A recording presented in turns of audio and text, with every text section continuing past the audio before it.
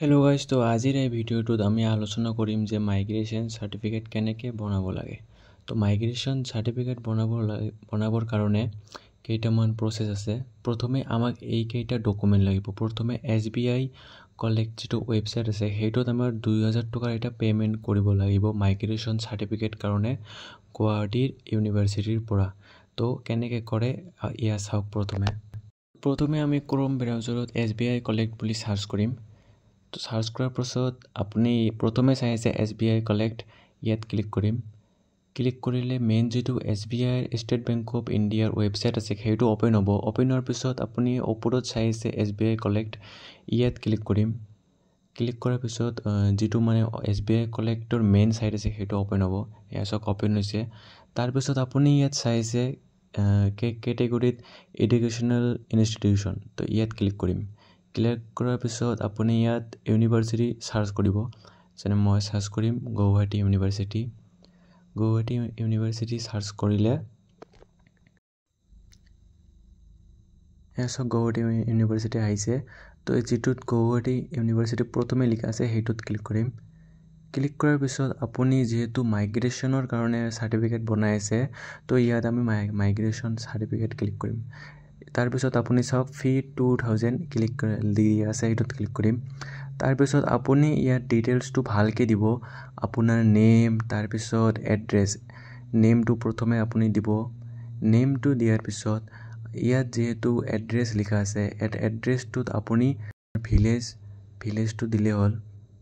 কেনেকৈ দিব লাগে এবাৰ চাওক। ভিলেজ লিখাৰ পিছত গাঁৱৰ নামটো লিখিলে হ'ল। ভিলেজৰ পিছত যিখন গাঁৱৰ নামটো চিম্পলি লিখিলে হ'ল।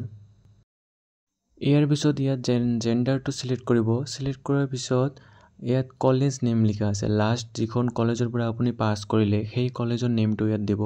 তাৰপিছত আপোনাৰ কি ক'ৰ্ছ আছিল, BSc BA ক'ৰ্ছৰ নেম দিব। তাৰপিছত ইয়াত লিখা আছে মোবাইল নম্বৰ। মোবাইল নম্বৰটো ইয়াত ভালকৈ দিব, যিহেতু মোবাইল নম্বৰত মাইগ্ৰেশ্যন চাৰ্টিফিকেটৰ কাৰণে এটা OTP আহে। তো মোবাইল নম্বৰটো ভালকৈ দিব। দিয়াৰ পিছত ৰিমাৰ্কছ যিটো লিখা আছে ইয়াত আপুনি হায়াৰ এডুকেশ্যন বুলি লিখি দিব। এনেকৈ লিখিব হায়াৰ এডুকেশ্যন। ইয়াৰ পিছত মোবাইল নম্বৰটো আকৌ এবাৰ দিব। মোবাইল নম্বৰ ওপৰত যিটো নম্বৰ দিব সেইটোৱে নিচত ৰিটাইপ কৰিলে হ'ল। তাৰপিছত এইটোত ক্লিক কৰি ইয়াত যিটো কেপচা আছে কেপচাটো ফিল কৰিব আৰু আপোনাৰ জিমেইলটো দিব লাগিব, ইমেইল ID। এই ছাইডত লিখা আছে না ইমেইল ID, তো ইমেইল IDটোও দিব। এনেকুৱা হোৱাৰ পিছত আমি নেক্সটত ক্লিক কৰিম। নেক্সটত ক্লিক কৰিলে যিটো ফোনপে'ৰ মানে পে'মেণ্ট কৰিব লাগিব, পে'মেণ্টৰ কিটো আহিব। তাৰপিছত আপুনি ফোনপে' দি পে'মেণ্টটো কৰিব পাৰিব QR কোড দি।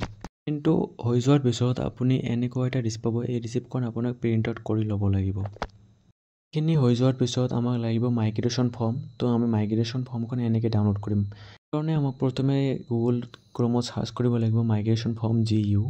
চাৰ্চ কৰাৰ পিছত প্ৰথমে চাওক যিটো ৱেবছাইট আছে গুৱাহাটী ইউনিভাৰ্চিটি, এইটোত ক্লিক কৰিম। ক্লিক কৰাৰ পিছত ৱেবছাইটটো অ'পেন হ'ব। অ'পেন হোৱাৰ পিছত আমি নিচলৈ স্ক্ৰল কৰিম। স্ক্ৰল কৰিলে ইয়াত চাওক ডাউনলোড বুলি লিখা আছে, এই ডাউনলোডত ক্লিক কৰিম।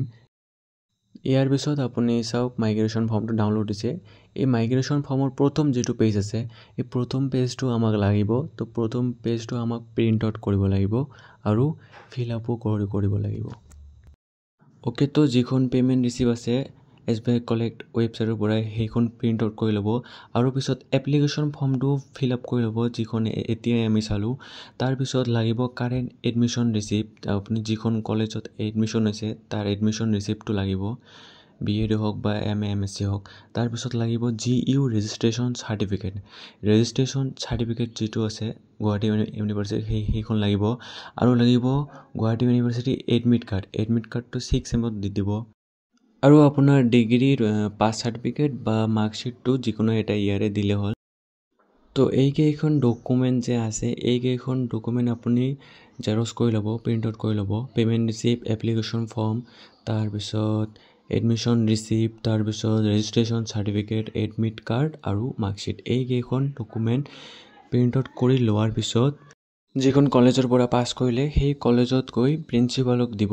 প্ৰিন্সিপাল অফিচত দিলে প্ৰিন্সিপালৰ চাইন ছিগনেচাৰ, তাত ফৰ্মটো যে আছে এপ্লিকেশ্যন ফৰ্ম তাতে চাইন আৰু ছিগনেচাৰ দিব আৰু কলেজত চিলটো দিব। তো এইকেইখন ডকুমেণ্ট লৈ আপোনাৰ গুৱাহাটী ইউনিভাৰ্চিটিত যাব লাগিব। গুৱাহাটী ইউনিভাৰ্চিটিত গৈ তাত যিটো এডমিনিষ্ট্ৰেটিভ ব্ৰাঞ্চ আছে তাত গৈ এইকেইখন ডকুমেণ্ট আৰু মনত ৰাখিব যিটো পে'মেণ্ট ৰিচিপ্ট আছে পে'মেণ্ট ৰিচিপ্টটোত দুটা কপি ল'ব জেৰক্স কৰি, এটা সিহঁতে ৰাখিব আৰু এটা ঘূৰাই দিব। আৰু সিহঁতে এটা নিৰ্দিষ্ট টাইম দিব, সেই টাইমমতে তাত গুৱাহাটী ইউনিভাৰ্চিটিত গৈ আপোনাক মাইগ্ৰেশ্যন চাৰ্টিফিকেটখন লৈ আহিব লাগিব। তো মাইগ্ৰেশ্যনৰ প্ৰচেছ এইখিনিয়ে। ভিডিঅ'টো ভাল লাগিলে প্লিজ মোৰ চেনেলটো ছাবস্ক্ৰাইব কৰিব আৰু ভিডিঅ'টো শ্বেয়াৰ কৰিব আপোনালোকৰ ফ্ৰেণ্ডলৈ। যদি কিবা ডাউট থাকে তেন্তে কমেণ্ট কৰিব, মই কমেণ্টছত ৰিপ্লাই দি দিম। থেংকছ ফৰ ৱাচিং দিছ ভিডিঅ'। প্লিজ মোৰ চেনেলটো ছাবস্ক্ৰাইব কৰিব। আই নিড ইউৰ ছাপৰ্ট।